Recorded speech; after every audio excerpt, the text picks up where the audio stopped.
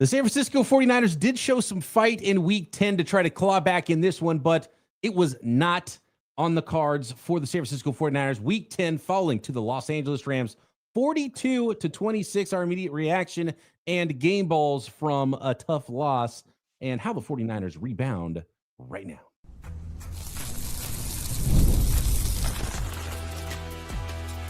You are Locked On 49ers, your daily San Francisco 49ers podcast, part of the Locked On Podcast Network, your team every day. Welcome to Locked On 49ers. Brian Peacock and Eric Crocker here with you. Appreciate all the everydayers, part of the Locked On Podcast Network, and now the #1 sports podcast network. So we really thank you all for jumping in here live post-game or whenever you're listening to this Rapid React episode, 49ers Rams version. And thanks everybody for being part of this and a part of our network. And I think still growing and going fantastic here. Now, the #1 sports podcast network here at Locked On. Happy to be here with you. Not happy with the results. It was an ugly one for the San Francisco 49ers, and it really started that way and could not stop that Los Angeles Rams offense. 42-26, the final score, Croc, as we get into this one. And I think I have to start by saying congratulations to Sean McVay because he gets the little brother treatment a lot when it comes to Kyle Shanahan and just the way he drew things up from the start. And I know personnel-wise, the 49ers are down a lot of guys, and we'll talk specifically about those guys and players you need to step up and who they're missing the most on the defensive side of the ball right now for Robert Saleh's unit. But the way that Sean McVay attack the 40. It wasn't like, okay, I've got Stafford, I've got Puka, I've got Devante Adams. Now those guys did some things, but it wasn't like our guys are better than yours. We're just going to run it there and roll through you. I think that they did a good job of targeting the things that they wanted to target and getting the 49ers in big personnel and then targeting the extra linebackers on the field, targeting the safeties. The rookie nickel, Upton Stout's been through it this year. He's had an onslaught of teams. Everyone targets the nickel in the middle of the field more than they used to, moving their best receivers to the middle of the portion of the field. So it's not easy to play nickel in this day and age in the NFL, Croc. And Upton Stout's asked to do that as a starter, as a rookie. And I think mostly he's come up pretty strong in his ability to fight through that and figure things out on the fly. But again, it was another game where they came out and said, okay, we're going to go after you. And there was some reps with Puka. And it was like, the 49ers just aren't up for this challenge today. Yeah, no, they definitely weren't. And when you look at this 49ers team, I think we all know that the 49ers are a little short-handed with their personnel, as you alluded to. And in games like this where you have a veteran quarterback and he understands how to take advantage of things, especially if you're not pressuring him, which the 49ers later in the game, they started sending blitzes. I do think that helped somewhat, but a lot of the damage was already done. Guys just running open. Guys in space, 49ers bailing out. They got caught on a third and short, or is it a third and short or fourth and short situation where the Rams went quick snap right now and caught the 49ers kind of off guard, where now they had to bail out. And Matthew Stafford was really good with understanding exactly where he needed to go with the ball. So I felt like that was pretty consistent. They came out throwing the ball early and often, understanding the windows or voids in the defense that they'd be able to throw into. So whether it was Puka Nacua, who was playing strong and fighting for extra yardage, the screen game was really good for them, or if it was Devante Adams, who caught a bunch of passes early in this game on the first drive and it continued until he got kind of banged up late in the game. But it was whatever the Rams' game plan was, I felt like they really executed that very well against the 49ers defense. Shout out to Tortilla Man in the chat. We usually can't start the podcast until Tortilla Man shows up in the chat and says, hey, I'm here. He skipped the pleasantries today and just went straight to the defense was horrible. It was not a great showing for the 49ers defense in this one. And there was a lot of factors. I think it was all of those things. It was a really talented, well-coached unit for the Rams and an undermanned unit for the 49ers. Real quick, Peacock. Things to keep in our minds a little bit. This was going to be a challenging defense. And when challenging, I mean in the sense of the 49ers should be able to consistently just get stops or be that top 5 defense that we've known them to be. This was going to be challenging for them to be that with Fred Warner and Nick Bosa. You take Fred Warner and Nick Bosa away, now it's even more challenging. So I understand defense not good, But early on, we expected the 49ers defense to have to go through a lot of growing pains. And we've seen some games where, hey, man, they played well this game. And we've seen other games like this where a really good offensive coordinator, really good quarterback are completely able to take advantage of it with two really good, outstanding receivers. So the growing pains that the 49ers are going through defensively, I would assume if the people have been listening to this podcast, which, like you say, there's about half the listeners that are tuning into this video are not subscribers. Make sure you guys subscribe, because you guys would have heard us say this. The offense was always going to have to carry the defense, but I think today the defense just gave up a little too much for the offense to be able to keep up. Absolutely. I want to get into some really big plays in this game and some times when the 49ers looked like they could have fought back and clawed back in this one. May have always been for naught if you can't stop the other team. But they did get some stops at some point in this game. And a little bit like last week, they started out faster, slowed down on offense, and the 49ers defense came and did get a few stops. But again, it was too much to ask for, and the 49ers offense wasn't able to do what they needed to do either. And had some drives end in unfortunate fashion. Just really quick looking at what the Rams did here overall on the offensive side of the ball. 4 touchdown passes from Matthew Stafford, 24 of 36, 280 passing yards. It just all looked a little bit too easy for him. Kyren Williams, 5.2 yards per carry, score early, a score late, 73 yards on 14 carries for him. Blake Corum looked good in there as well as the number 2 back and actually carried the ball nearly as many times as Kyren Williams did in that game. Then you had the Puka Nacua touchdown, which was, again, a great call from Sean McVay. Robert Saleh getting aggressive, bringing a blitz. Puka had to make a guy miss. And I think that's something else we have to talk about, is how easy it was to make the 49ers safeties miss in this game. And then the Devante Adams touchdown, he was 6 catches for 77 yards, the leading receiver for the Rams. Again, not huge numbers from Puka and Adams, but they both made plays, both had first downs, both had touchdowns. And then the Devante Adams touchdown on Malik Mustafa in coverage. And I saw you tweet about that live when it happened too, Croc, and talk to me about how Malik Mustafa gets singled up in the red zone against Devante Adams. Oh, singled up. And the 49ers' other cornerback is guarding a tight end to the single receiver side. So, in that situation where I want to go man coverage, I need to have my best 2 coverage guys on their best 2 passing options. And if Malik Mustafa loses to a tight end, the tight end wins that matchup, I can live with that. But watching Malik Mustafa try to defend Devante Adams, who's a crafty receiver, and have to defend him in space, you're just asking to lose that rep. You're asking to lose that rep. In no scenario should that happen. It is difficult enough for safeties to guard, right? Like typically, if a safety, they say it's about cornerbacks, right? Or defensive backs. If they could catch, they'd be a receiver, right? If a safety could cover, he would be a cornerback. So we know, like, this is not the best coverage guy. And to say, hey, we're going to go cover 0, essentially, where you're going to have to defend Devante Adams in the slot with 0 help. That's asking a lot of Malik Mustafa, who we have not known to be a coverage guy. Yes, he can, he can run the alley. Yes, he can hit guys. But nobody has ever said, man, I'm excited to watch Malik Mustafa cover guys in space. Like, we've never said that. So to put him in that situation, I would say, and I'm not one, I can't tell you how many times, if any, have I ever put something on coaching of the 49ers. I typically try to understand where they're coming from with the things they're asking other players. But that's the coach's fault, putting that defender on that caliber of a receiver. Next, let's talk a little bit more about the 49ers safety play. Some of the linebacker questions, we're getting a lot of those. We still have not seen rookie 3rd rounder out there, while the 49ers starting strong side linebackers getting beat over and over again in coverage. Another masterful play calling job by getting matchups for Sean McVay in this one for the 49ers, even if they didn't even need to maximize those matchups against a banged up 49ers unit. And maybe the one player, Croc, that I noticed that they missed the most in this football game, and it might not be the name you're thinking of next.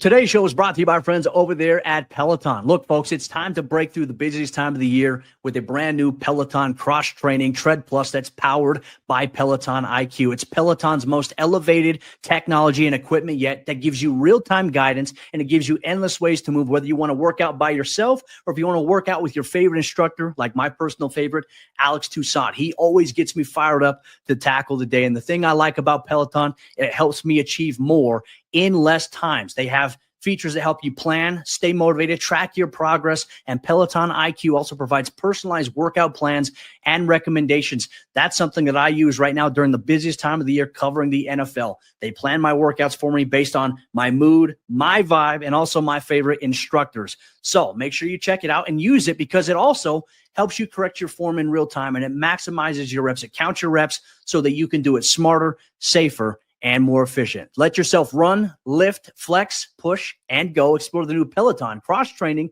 Tread Plus at onepeloton.com. This episode is also brought to you by Rippling. If you're a business owner, here's the truth. SaaS promised to make work easier, but now the average company is buried in hundreds of apps that slow down your teams and simply don't work together. That's not SaaS. That's SAD. Software as a disservice. That's why you need Rippling. Rippling is the unified platform for global HR, payroll, IT, finance, all in one place. They've helped millions of businesses replace a mess of disconnected tools with one system designed to give leaders clarity, speed, and control. By uniting your employees, teams, and departments in one system, Rippling removes the bottlenecks, busy work, and silos your software created when it was supposed to be doing the exact opposite the entire time. Right? So whether you want to run your entire HR, IT, and finance operations as one, or just fill the gaps in your software stack, Rippling can do it all. And right now, you can get 6 months free when you go to rippling.com/lockedonnfl. Learn more at rippling.com. That is rippling.com/lockedonnfl. Rippling.com/lockedonnfl for 6 months free. Terms and conditions apply.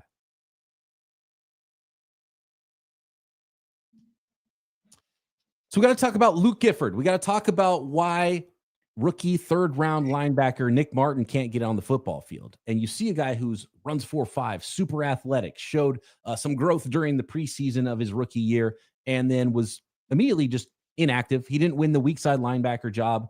D. Winters won that job, and essentially inactive for most of the season until Fred Warner gets hurt. And then all of a sudden, Nick Martin is able to dress, but he's only playing on special teams, not out there on the defensive side of the ball. And Sean McVay doing a really good job, again, finding matchups. And what he wanted to do in this one is show big personnel and show that he could run the football. And then the 49ers would have to match that big personnel, a lot of 13 personnel, 3 tight ends, 1 running back on the field, and then find the best matchup, which in that case becomes Luke Gifford, the 49ers strong side backer, and get him matched up against his tight ends. And it was funny just going right back at him. He tried to attack him. Didn't get it. The very next play goes right back at him again. Ends up getting the long play to, I think it was Ferguson down the left side.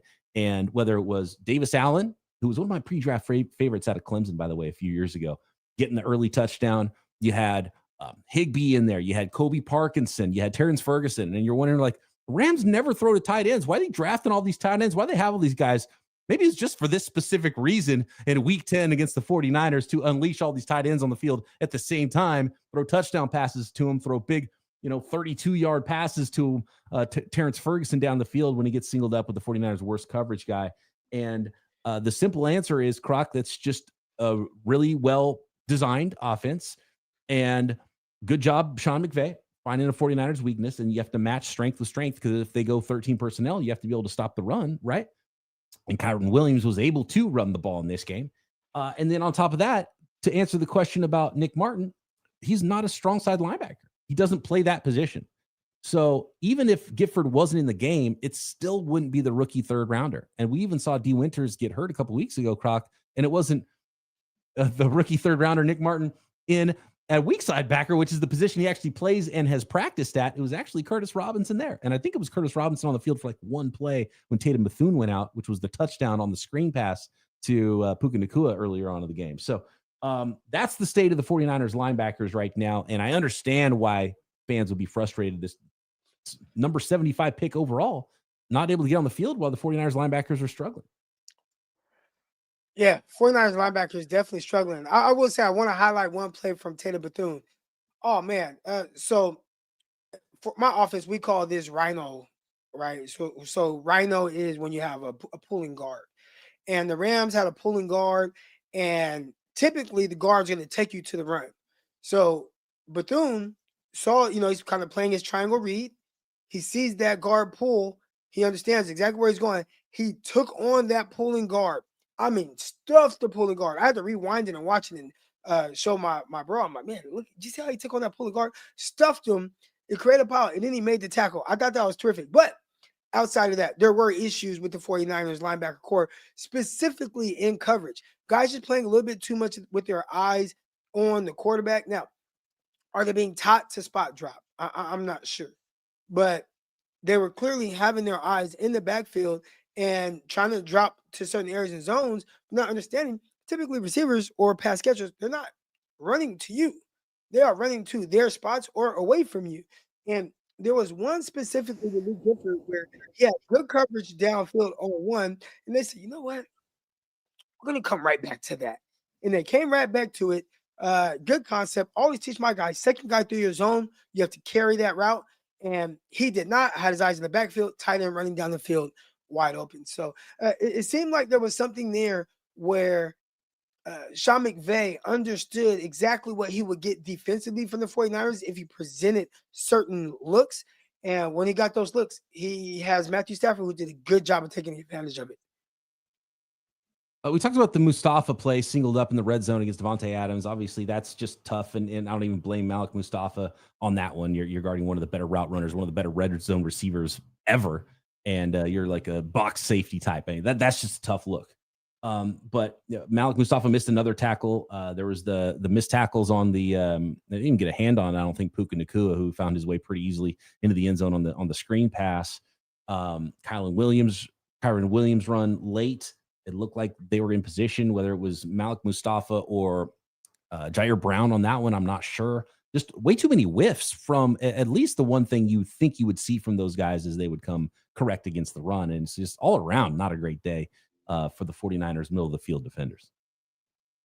Yeah, not good at all. And you got to figure this out. You got to know the team too. When you have a quarterback like Matthew Stafford, I understand this guy knows where he wants to go with the ball, and he's going to get the ball out of his hands quick. So if I know that, I think I have to play a little bit more man coverage than maybe I ideally would like. So at least you're kind of shrinking some of those throwing windows. 49ers defensive backs bailing out, creating these huge voids in defense. Matthew Stafford, he was just very comfortable throwing into those areas all night long. And then said, you know what? I am so comfortable and I understand exactly where everybody's going to be at.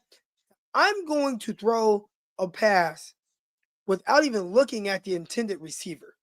And he's looking to his right, throws it to his left across the field for a touchdown without looking at the guy. So that lets you know just kind of how comfortable Matthew Stafford was out there today. And obviously no pass rush. He was way too comfortable back there. And one of the big topics this week is that the 49ers didn't do anything at the trade deadline. And I've seen Zachary in the chat mention it a few times. And look, it's again, would the 49ers have won that game with Bradley Chubb or with Jermaine Johnson? I don't know. I don't think so. I do think he would have helped. I think it would have helped. And I think one player, obviously you miss Bosa and you miss Fred Warner clearly. But did they miss Michael Williams more than we expected? Because the Rams were routinely getting in the edge on the 49ers. And that was the one thing Michael Williams came into the league already very good at. So, yeah, I mean, well, you look at the running backs for the Los Angeles Rams. I mean, Kyron Williams, 5.2 yards per carry. Blake Corum, 4.3 yards per carry. Brian Robinson had some good carries. He led the 49ers 8 carries for 41 yards. But when you look at the job that the Rams did on Christian McCaffrey, 12 carries for 30 yards, 2.5 yards per carry. So that just kind of lets you know just the differences with who was at running back and the success that they had. The Rams had definitely more success on the ground. And I do think that Michael Williams, a guy who people are like, oh, not this and not that. Well, we say he's not a great pass rusher coming into the NFL. Good run defender. And I think the 49ers felt that today. Yeah. And look, it would have been nice to have some more talent on the 49ers defensive line. And I think that's kind of obviously a symbiotic relationship between the defensive line. Rough. You're not getting pressure. Puts even more pressure on the or if you're not, doing a good job taking up blocks in the run game, it's going to put even more pressure on your secondary and your safeties. And so I think you start to see both look worse simultaneously, and that's a lot of the reason why. Too, still wouldn't have thrown a second rounder out there for a guy coming off of a Achilles injury, and Jermaine Johnson would have been a bad move. Period. And so that's just. It was the way it was. There was not the right deal to be made for the 49ers. So I'm not going to fault John Lynch. He made a move the week earlier. And you have to hope that Farrell and Keon White, who looks pretty good out there in some cases, is going to be enough. But it was always going to be an undermanned season for the 49ers, whether they made a move at the deadline or not. Yeah. And you can go to our post-deadline episode where we talk a lot more about that stuff, Croc. One quick note here. Yeah, Todd says Nick Martin didn't get any run in a blowout. I do have to mention one more thing in a blowout here. Love the play at the end of the game from George Kittle. We'll mention him in just a second. Should not have been on the football field. Christian McCaffrey should not have been on the football field at the end of the game. The 49ers need you to said that in the text message to me. You said, yeah. I said, hey, I'm ready when you are. You said the text message. You know what? I'm going to read it to everybody right now. Yeah. I'm going to read it. So I sent the text message. This is probably leading up to the last drive for the Rams, which obviously they end up getting the 49ers jump off sides, picking up a first down. But prior to that, I texted Peacock and said, I'm ready when you are. He said, hold on. Got to wait to see if Kyle gets CMC and Kittle hurt in garbage time. Yeah, there you go. There you go. And look, get 45, get Nick Martin on the field in garbage time too. That last drive, get him some, let him see what it looks like to stand behind the defensive line during an NFL game before you're forced to put him on the field later in the season in some case where there's maybe some injuries in front of him or whatever. But yeah, there's a couple of running backs on the team that just have not touched the ball at all this season. Maybe get a young man a touch here or there. Make them feel like they're still on the football team, even if it is garbage time. Next, it's time for some game balls, Croc, and I think there are some very easy game balls to give out on this one, even though the 49ers did get blown out at home 42-26 to finish up this episode of Locked On 49ers.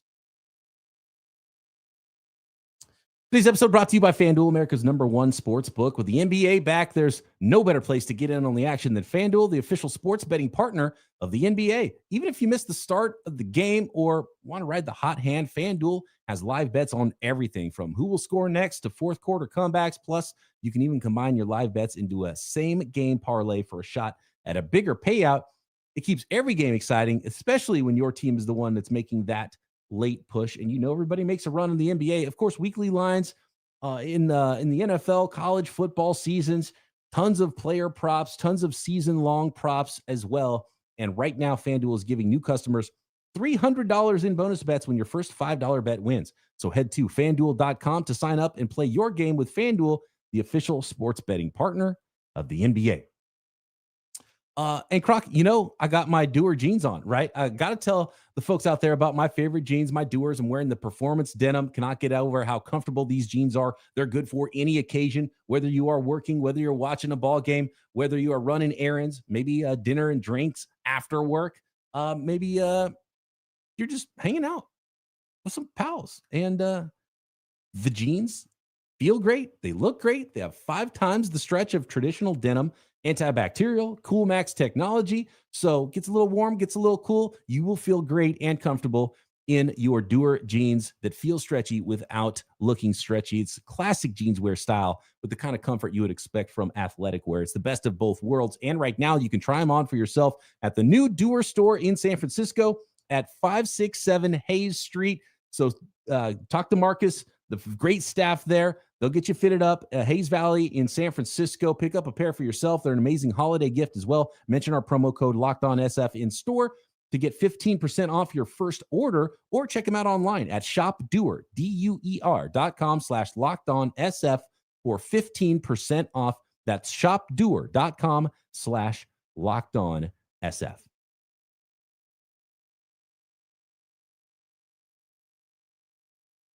I saw it in the chat, and I got to agree. Game ball, George Kittle. Love that he didn't get hurt in the last play there, and love the effort and love the athleticism of him finding the pylon there. 9 catches, 84 yards in the score for George Kittle. And obviously, Real was quick, one of the on few- 9 targets, on 9 targets, which you know what I say. If he's 100% on targets, he should have had more. 10 to 12 is what we say every single week. So almost got there.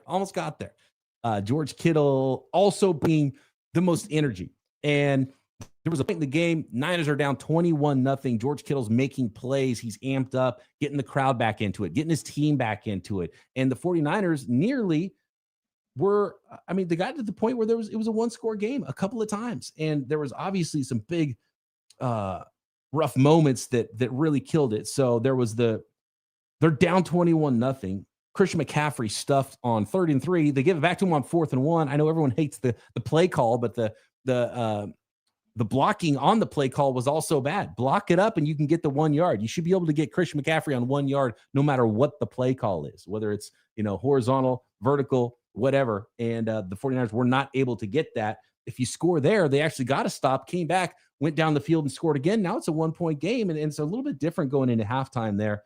Obviously, the Juwan Jennings fumble was rough after they were already down 2 scores. Then they go down 3 scores in that game.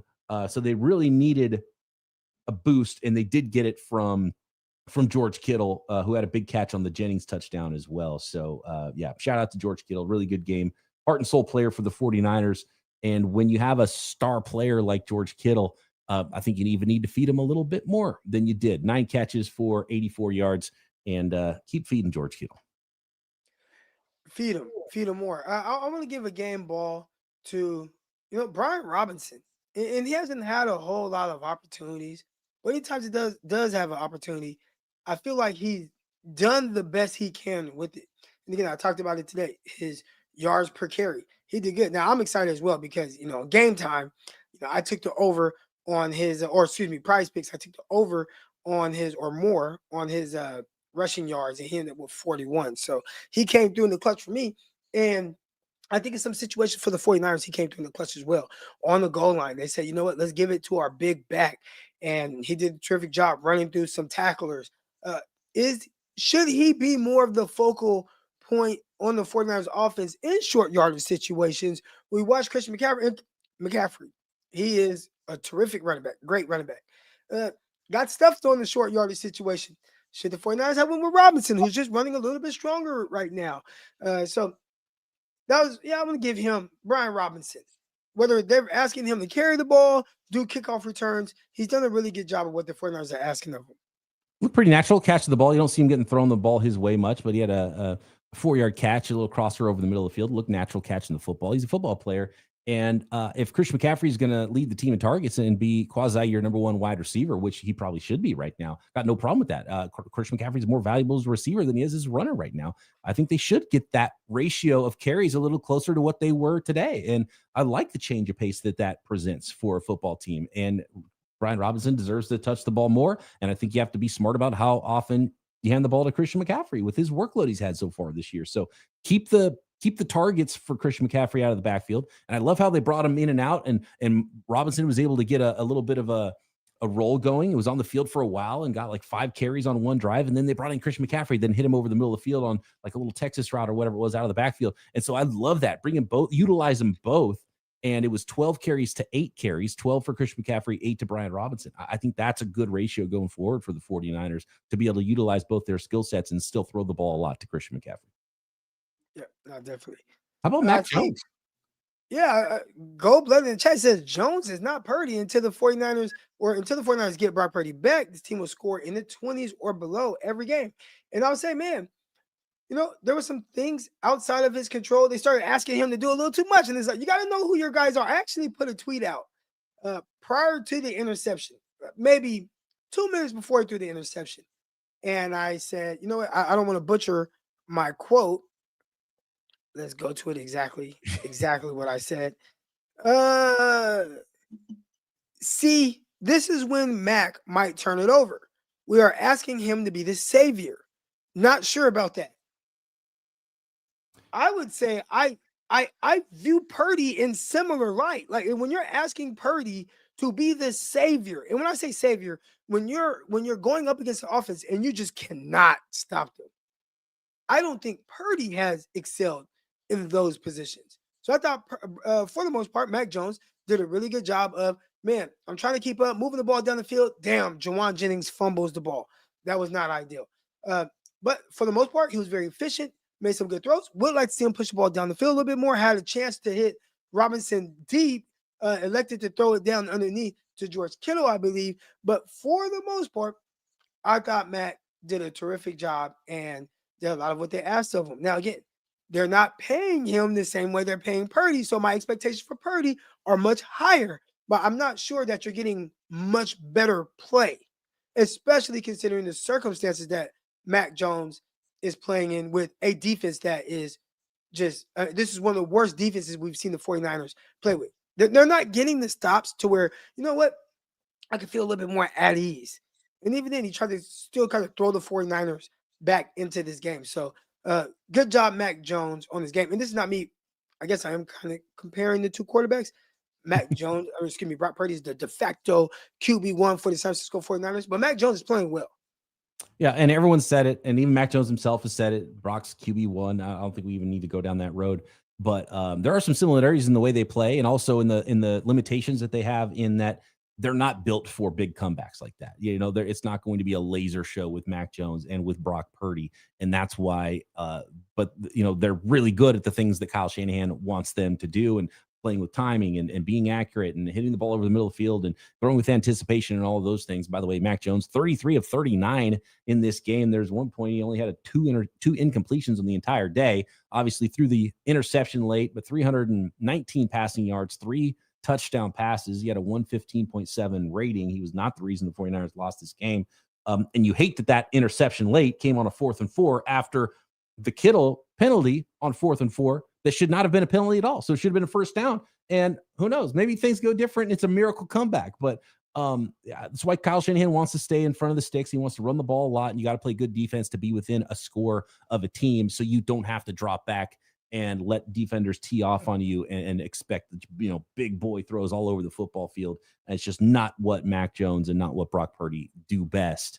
And so, you know, that's, you get in that situation and it starts to look a little rough for the 49ers when you get into the second half of the game and you're down multiple scores like that. But otherwise, Mac Jones had a really nice game. I know that Tom Brady highlighted the one miss he had where he could have hit Robinson, and you could see DeMarcus Robinson kind of shrug his shoulders as he's running down the field open. He could have got hit on the post for a big play. Instead, he kind of throws it into coverage, and then they show Kyle Shanahan on the sideline, who was pretty pissed. And I think that's what he was mad about, that Mac didn't see the shot that was available for him, didn't take it.